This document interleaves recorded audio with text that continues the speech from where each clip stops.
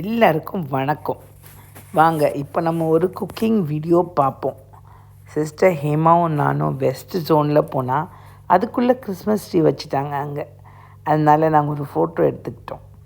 பாருங்கள், அவங்க தான் உலகத்துலேயே வெரி பெஸ்ட்டு புளி சாதம் பண்ணுறவங்க. நம்ம புளியோதரை செய்யப்படும்.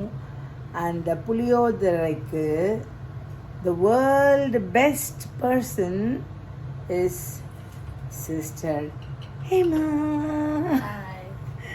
பாருங்க, அவங்க இப்போ செய்கிறத பார்த்து படிச்சுக்கோங்க.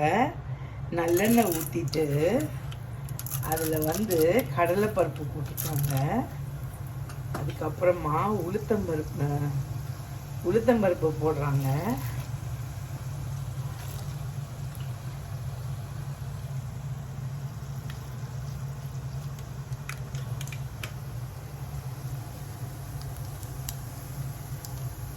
அதுக்கப்புறமா மிளகு, ஜீரகம், கடுகு போட்டுட்டு காஞ்ச மிளகா,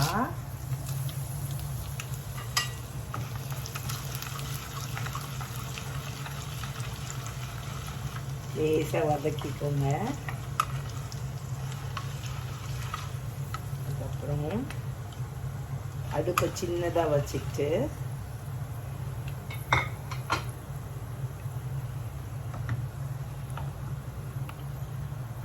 இதில் எல்லாம் லைட் ப்ரௌன் கலரில் மாறின உடனே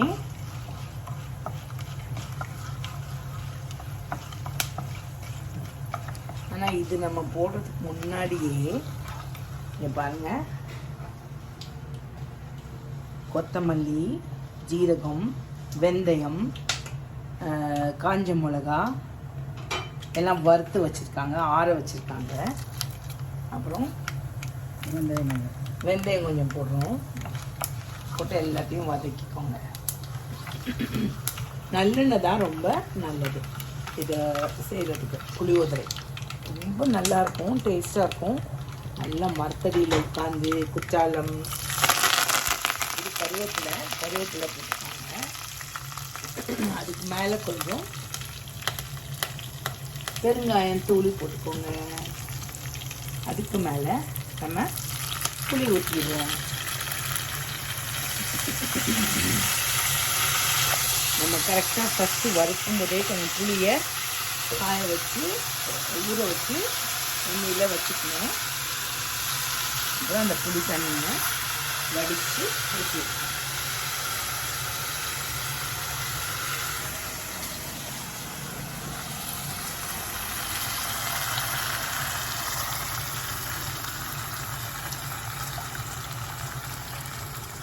அவ்வளோதான். இது நல்லா நம்ம இப்போது பாயில் பண்ணணும். மஞ்சத்தூள் எல்லாம் போடணுமா? ஓகே, மஞ்சத்தூளும் மிளகாத்தூளும் போடணுமா? வெறும் மஞ்சப்பொடி, உப்பு. சரி, கல்லுப்பு போட்டால் நல்லதா, சின்ன உப்பு போடலாம்? ஓகே.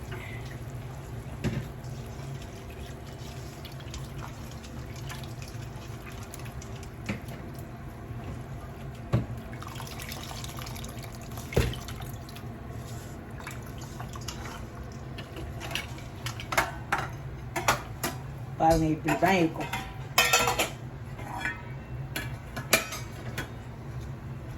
இதுதான் புளிக்காய்ச்சல்னு சொல்றோம்.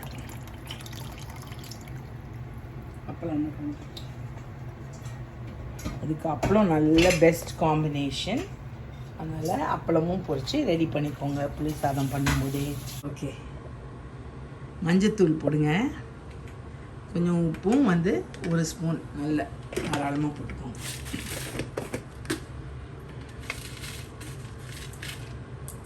போட்டுட்டு கலந்து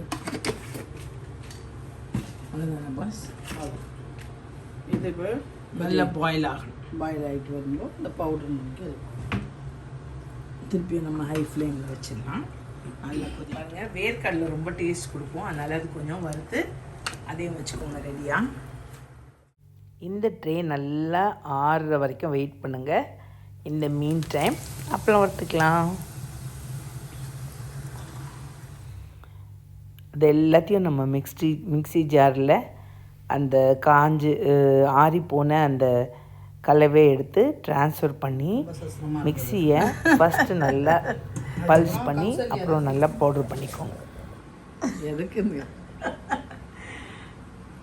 இது வந்து ரொம்ப மையாக அரைக்காமல் இந்த மாதிரி குறைன்னு அரைக்க சொல்கிறாங்க. ஓகே,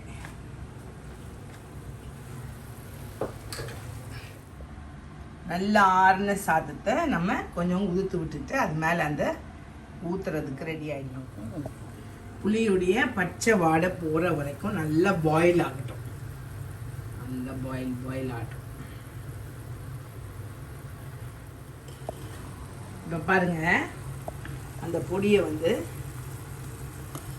எடுத்து அதே கொதிக்கிற அந்த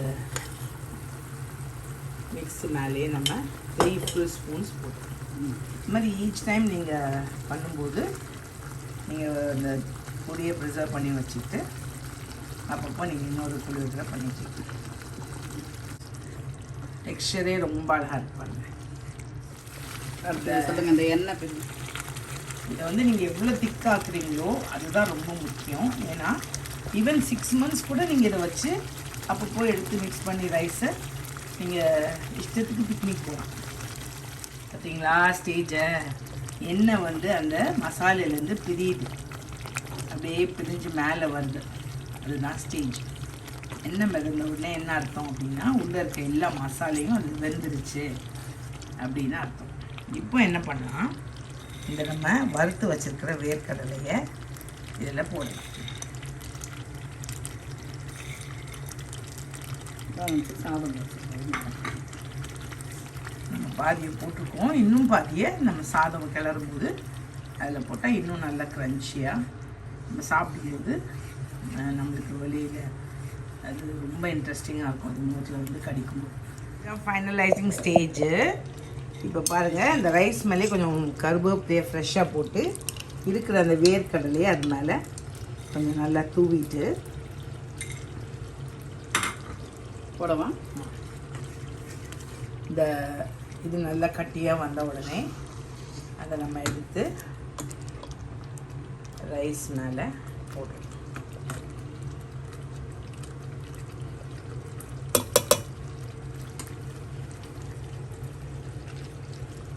ரைஸில் போட்டு கிண்டிட்டா இதுதான் புளி சாதம். இது கூட நம்ம உருளைக்கிழங்கு வறுத்து சாப்பிட்லாம், முட்டை அவிச்சு சாப்பிட்லாம், இல்லை மீன் வறுத்து சாப்பிட்லாம். புளி சாதத்தோட இதெல்லாம் காம்பினேஷன்ஸ். புளி சாதம் வந்து ஒரு சோல் கன்சோலிங் ஃபுட்டு.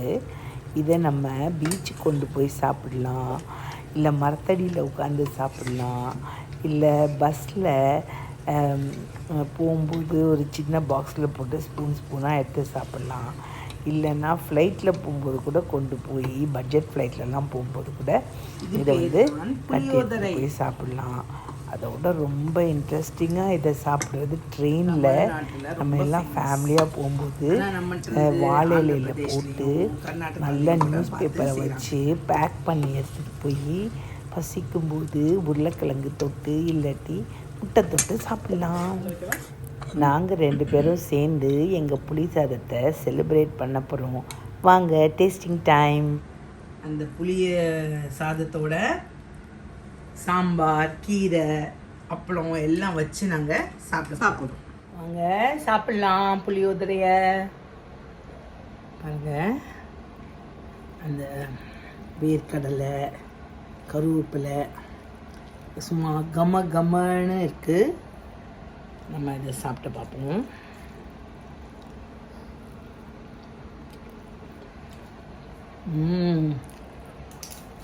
க்ரன்ச்சியாக இருக்குது.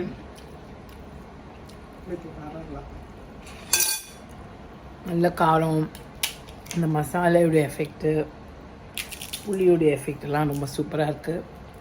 மற்றபடி தான் இல்லை, மற்றபடி everything is there. And really இது வந்து வேர்ல்டு பெஸ்ட் புளி சாதம்.